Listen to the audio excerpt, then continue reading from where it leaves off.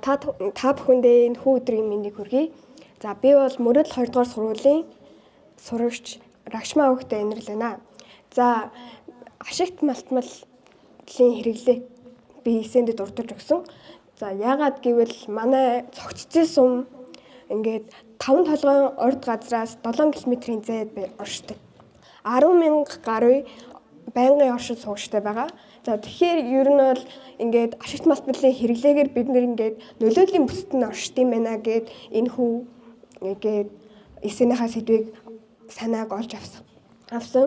За энэ нөлөөллүүд нь юу орж байна гэхээр агаарын бохирдол тоосчлт. Одоо энэ хүү харагдаж байгаа тоосчлт бол уул уурхайгаас үүссэн тийм зүйл байгаа. За тэгээд уул уурхай энэ агаарын тоосчлт яг биднэрт яг ямар нөлөө үзүүлээд байгаа вэ гэхээр бидний эрүүл мэнд нэгдүгээр. За эрүүл мэндэд яг яаж байгаа вэ гэхээр одоо бие махбодын өсөлт, хөгжил, дархлалтын түвшинг бууруулдаг гэсэн олон улсын судалгаа байдаг. За тэгээд одоо амьсгалын замын өршлөлийг одоо манай сумд гэхэд нэг жилийн хугацаанд 2.5%-аар нэмэгдсэн гэж байгаа байхгүй.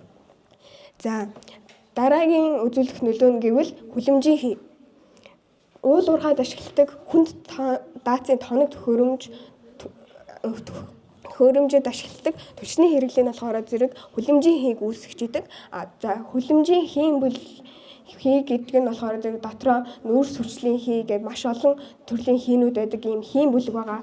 За энэ хий нь болохоор зэрэг цаашлаа дэлхийн дулаар л цаашлаа цөлжилт зэргийг үүсгэдэг байгаа.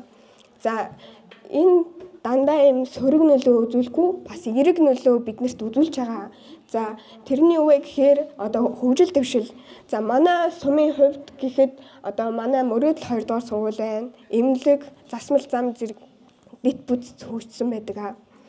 За эдийн засаг гадаа гарч байгаа экспортын 90%-ийг одоо уул уурхайгаас гардаг байгаа ийм орлого ашигаас ингээд X 90%-ийг дотоодны нийт бүтээгдэхүүний 25%-ийг уул уурхайгаас гарсан ийм ашиг салбарын эзэлдэг.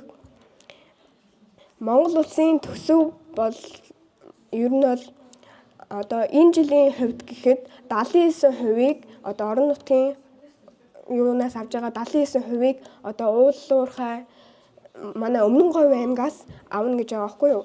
За тэгэхээр энэ юу гэж харж байна гэхээр орон нутгийн төсөв тэр дундаа Монгол улсын төсвийг ийм уул уурхай салбартай холбогдлолтойгоор юм авд юм байна. Тэгэхээр уул уурхайн хувьд эдийн засагтай хэд хамааралтай буюу шууд хамааралтай гэсэн үг. Хэрвээ одоо түүхийн эдийн валютын ханш унвал манай улсын эдийн засгийн хувьч гэсэн бас унана гэсэн үг.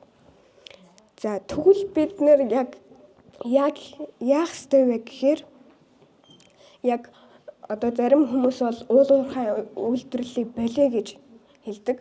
Зарим нь болохоор зэрэг Монгол улсын эдийн засгийг бүрдүүлэгчтэй байлгачихъя. Харин яг яах ёстой вэ гэд миний зүгээс харсан нэг шийдэл байгаа нь гэвэл одоо эерэг сөрөг хоёр нөлөөллийг хооронд нь нийлүүлж хагаад нэг гаргасан санаа байна л да. Уул уурхай эдийн засгийн одоо Монголын орлогын төсвийг манай уул уурхай ингээд санхүүжүүлдэг юм чинь тэгвэл тэр одоо засгийн газрын төсвийн тодорхой хэмжээний хувийг энэ нөлөөллийн жишээ манай цогццын эрүүл мэндээрээ хохирч буй хүмүүст зарцуулах ёстой. Яаж зарцуулах вэ гэхээр одоо нэгдүгээрт гэвэл тогтмол услага хийх гэж байгаа байхгүй юу? Хүнд даацын тоног төхөөрөмж одоо ийм тодорхой стандарт заах хэрэгтэй. Одоо нэг 20 хүнд даацын тоног төхөөрөмжөд нэг услагааны машин байх ёстой гэдэг ч юм уу. Тэнд болохоор зэрэг маш их одоо усны нөөц шаарддаг. Тийм болохоор борооны усыг хоригдлуулах, саарл усыг ашиглах гэсэн юу байгаа. Тодорхой стандартыг мөрдүүлэх гэдэг зүйл бас байна. Бас олон улсын жишгийг харах хэрэгтэй. Жишээ нь Оросын холбоот улс ингээд бетанокс гэдэг тоосыг барьцалдуулах тийм бодис гаргасан гэж аахгүй. Энийг бол ингээд цогццын сумны тоосчлтыг дарахад ингээд оруулж ирэх боломжтой гэж үзэж байгаа. За тэгээд эцэст нь хэлэхэд байгалийн баялаг бол боломж, харин зөв бодлого бол жинхэнэ хөгжил юм аа.